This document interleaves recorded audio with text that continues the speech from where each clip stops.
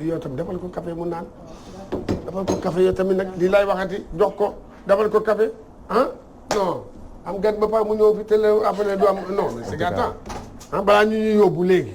gis nga ah non dañuy yóbbu waa bien beau man ma servir ko café moo ma gënal waaw dafa ñëw fii suba teel dañu ne petit déjeuner kon nag il faut waaw. ma joxaale ko croissant. waaw voilà bu ko neex. defal lu la neex. d'accord mais jëlal sa café en attendant. ñu jox ko café bi en attendant. voilà jox ko café et yow jox ko kudd bi Khoudoss. jox ko kudd bi. Khoudoss liggéeyoo de. non man maa ngi liggéey voilà waaw non liggéeyoo. voilà ok d'accord bon ok. merci voilà prends ton café déguste bien léegi nag ñu waxtaan Fodé. yow yaa jiite école de football du Sénégal yëpp.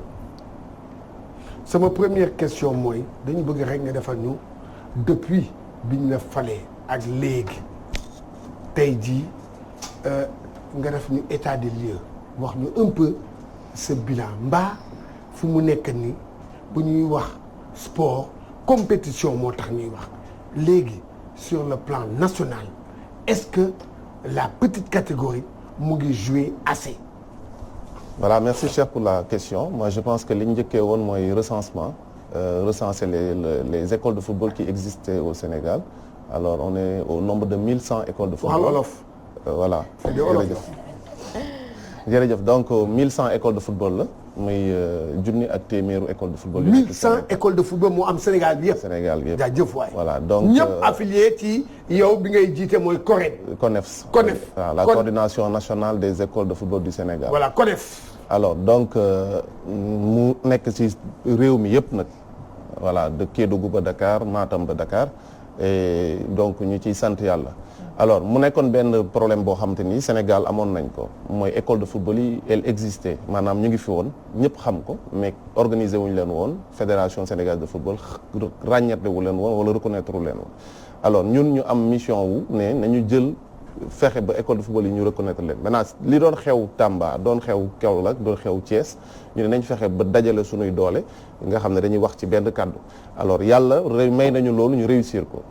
Aujourd'hui fédération sénégalaise de football reconnaître na école de football yi boole leen ci biir comme groupement associé mais li ci ëpp importance tey moo sawar ci tool lool pour tontu ci mooy lépp lu ñuy def c'est de manière harmonisée maanaam lépp lu ñuy def benn lay doon mooy tey am na championnat bu régulier bu am ci Sénégal boo xamante ni ñu ngi ko tuddee le championnat des écoles de football du Sénégal ñuy jouer ak ay licences uniformes jouer ak catégorisation bu ñu uniformiser am une commission des compétitions boo xam ne ni moom moo nekk ci kaw au niveau national. au niveau national aussi am nañ ay représentants régional départemental et communal ça mooy les COSEF les CODEF et les COREF donc je pense que tey si côté boobu ñu ngi ciy sant yàlla. et comme je dis li lay wan ne loolu am na. ba fii ñu wax ni sur les 45 départements il y a 39 sélections départementales yoo xam ne ni ñu ngi en place déjà. léegi li ma bëgg a xam il y a 1100 écoles de football ci étendue territoire au Sénégal bi yëpp léegi yow nee nga léegi man dama bëggoon xam est-ce que depuis quand la ñu commencé championnat bi nga wax kañ la commencé championnat bi ban formule noonu lañ koy jouer. voilà championnat bi parce que boo defee école de football yi dafay regrouper les enfants de 6 à 15 ans. c'est-à-dire xale yu am juróom-benn at ba fukki at ak juróom.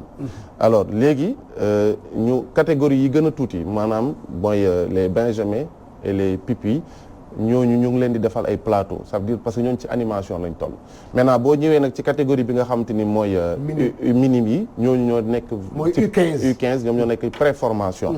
alors ñooñu ñun dañ leen di préparer ci fi nga xam ne mooy formation bi mooy le jeu à 11. maanaam fi nga xamante ni foofu la U17 yi toll parce que foofu mooy antichambre bi entre l'école de football et l'élite c'est-à-dire l'équipe les U17.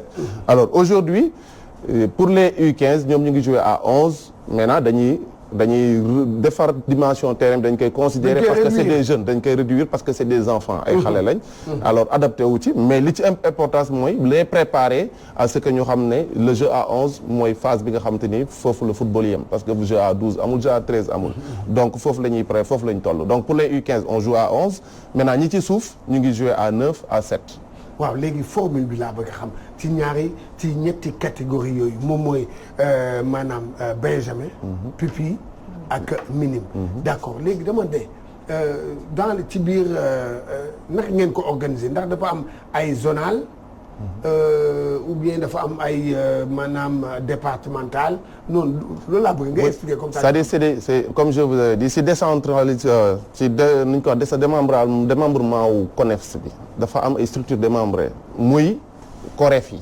c'est-à-dire les COREF ñoom ñooy assuré au niveau régional mais bi ci gën a suufee mooy COSEF le championnat ça se commence au niveau des COSEF. parce que ñu ngi dañuy tenir compte ci. moyens yi école de football yi am c'est pourquoi ñu leen di fekk ba ci seen zone maintenant zone yi mooy COSEF yi mooy au niveau des communes waaw ñu ngi jouer là oui ñu ngi jouer parce que aujourd'hui comme je dis li ñu bëgg a régler nag ñun mooy aujourd'hui dafa xaw a ute parce que Kaolack par exemple pare nañ seen championnat ba def seeni finale à Kaolack à Louga à Tamba plutôt à Ziguinchor ñooñu pare nañ ba def seeni finale mais yaana si yeneen localité am na ñoo xam ne ñu ngi pare seeni finale am na ñoo xam ne ñu ngi ci biir championnat notamment Dakar parce que Dakar mooy problème bi Dakar ñu ngi toll oui Dakar li tax mu nekk problème bi mooy Dakar école de football yi dañu bëri et là on est en train de faire tout notre possible pour mën a maîtriser Dakar mais c'est pas encore facile parce que c'est 385 écoles de football li ñu recensé ci Dakar. Ci Dakar. Oui. Alors aujourd'hui avec les 385 écoles de football et je dis que li ñuy yuuxu di ko jooy toujours c'est question de moyens la c'est ce qui se pose fii à Dakar loolu mooy problème bi et beneen aspect bi mooy Dakar dafa am aussi sur les 385 écoles de football yi ñu recensé ñu bokk CONEFS am na ñeneen ñoo xam ne bokkuñu CONEFS il faut le reconnaître et aujourd'hui mais comme je dis la majorité avec nous ñi bokk ci ñun di jouer championnat CONEFS yi daaw ren joué waat nañ championnat yi li si des nag mooy ñoom dafa yéex par rapport ak yeneen régions yi comme je dis mais comme régions yi moo gën a le nombre est beaucoup plus maîtrisable que Dakar donc loolu mooy sunu difficulté un peu mais on est en train de travailler là-dessus. Mbour joué nañu. oui Mbour joué nañu. Malicounda kan ñoom joué nañu seen kii Malicounda. c'est-à-dire Mbour man ce que je peux savoir mooy aujourd'hui le président de la CODEF de Mbour qui s'appelle Fofana moom mooy président CODEF bi ñu ngi préparer seen finale. alors maintenant pour vous dire exactement localité yi ñi ñu ko joué ak yooyu ça peut être un peu compliqué mais je sais que Mbour tout le département Mbour ñoom joué nañ seen championnat. man dama bëggoon xam par exemple ci région yi nga xamante ne benn école moo fa nekk benn centre de formation ñoo fay nekk ñoom naka la ñuy participer ci compétition bi. bon sunu recensement mayu ñu benn région bu am benn école de football. ça veut dire Kédougou ñaata. Kédougou y a 4 écoles de football. pour le département de pour département bi. non pour département parce que les Saraya Salémata am na fa école centre de formation. non je veux dire pour toute la région de Kédougou il y a que 4 écoles de football. loolu ci commune ci département commune bi la nekk léegi est-ce que yéen ci seen recensement bi am ngeen des départements yoo xam ne amul benn école centre de football. c'est pourquoi aujourd'hui je vous ai dit que sur les 45 départements on a 39 sélections c'est-à-dire 39 CODEF yoo xam ne pare nañ seen sélection c'est parce que aujourd'hui 39 sélections yooyu noonu ñoom ñoo am ay écoles.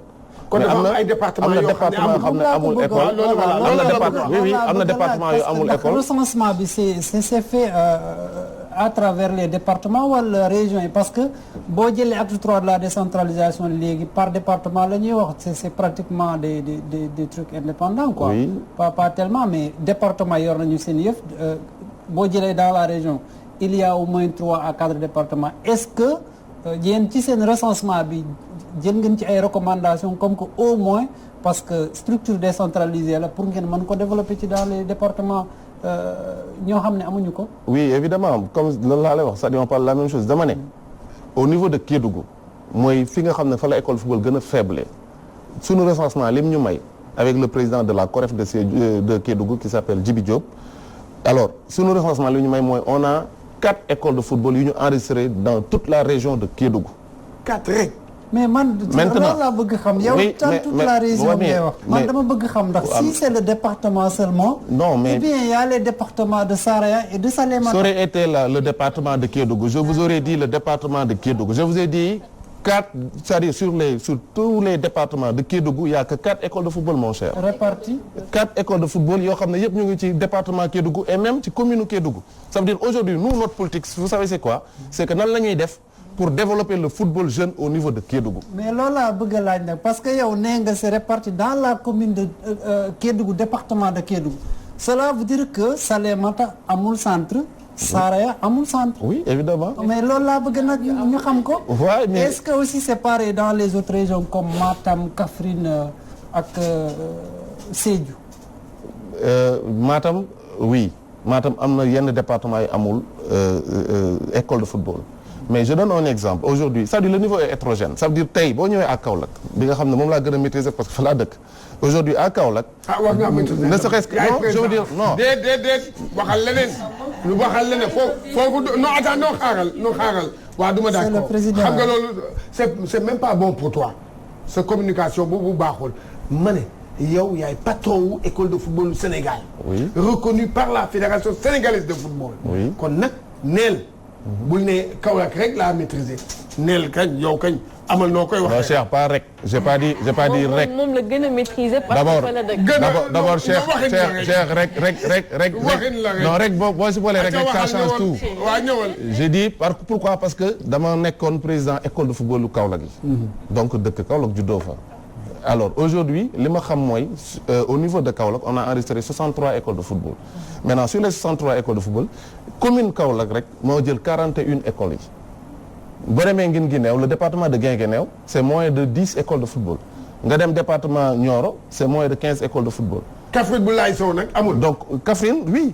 Kaffrine sur les bu Ablaye Sow président Ablaye Sow oui. Kaffrine am na ay écoles de football. ñaata. Kaffrine ils sont au nombre de 15 écoles de football mais aujourd'hui boo ñëwee biir département Kaffrine lim am ci école de football département bu Koungheul amu ko département bu Malem Hodar amu ko département bu Birkelane amu ko. alors man bëggoon revenir mooy ci kaawu Dakar comment se fait-il que Dakar kese war a mën a am plus de 300 écoles de football création école de football yi naka lay demee parce que aussi Dakar 300 et quelques loolu je pense que dafa bëri.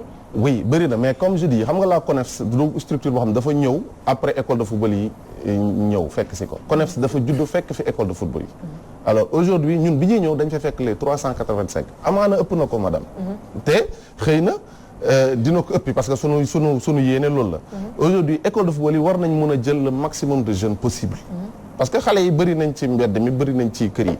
léegi nag lan la ñuy régler ñun mooy structurer leen organiser leen gérer leen ba nga xamante ni école de football dañ naan kii mooy école de football kii du école de football. waaw d'accord léegi.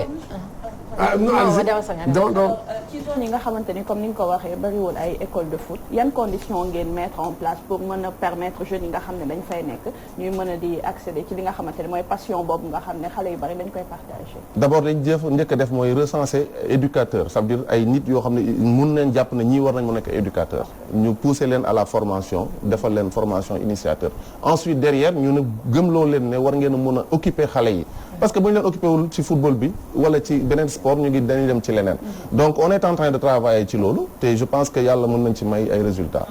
lenn laa bëggoon rek nga wax ma parce que fu mu nekk nii sànq da nga jooy affaire au moyen dem ngeen ba dugg fédération reconnaître na leen est-ce que tey jii fédération mu ngi leen di jàppale ci politique de moyen boobu te tamit dafa am maanaam phase nationale bu U15 bi nga xam ne moom moo ne woon da leen di jàppale pour ngeen organiser ko fan ngeen ci tool. voilà donc je pense que fédération ren jox nañu subvention. ñaata 1,5 million. 1 million rek. 500 1 million 500 Cheikh bàyyi rek mooy. 1 million 500 rek. alors 7 milliards la am. par mois la wala 9 milliards la fédération am 7 millions rek 1 million la leen jox. non laaj ko ndax pas 1 million par. et que non attends dama lay wax sous le contrôle de la fédération sénégalaise de football et aussi de la FIFA et de la CAF subvention bi FIFA di joxe am na ci benn pourcentage réservé pour la petite catégorie. xam nga loolu est-ce que. oui. oui léegi ñu jox 1 million. waaw mais comme je dis Cheikh. chaque année ñu jox la 1 milliard 500. mais kii FIFA di la jox 1 milliard 500. mais moom xeebu ko coach. man xeebu ma ko. xeeboo ko. xeebu ma ko. pourquoi parce que c'est un début yàgg nañ fi école football yi di am te fédération xamul woon na si école football yi 1,5 million. alors tey bu ñu joxee mooy loolu officialisé na sunu nekk ci biir fédération. mais yow nee nga xam nga pourcentage l'autre du aspect Cheikh Tidiane.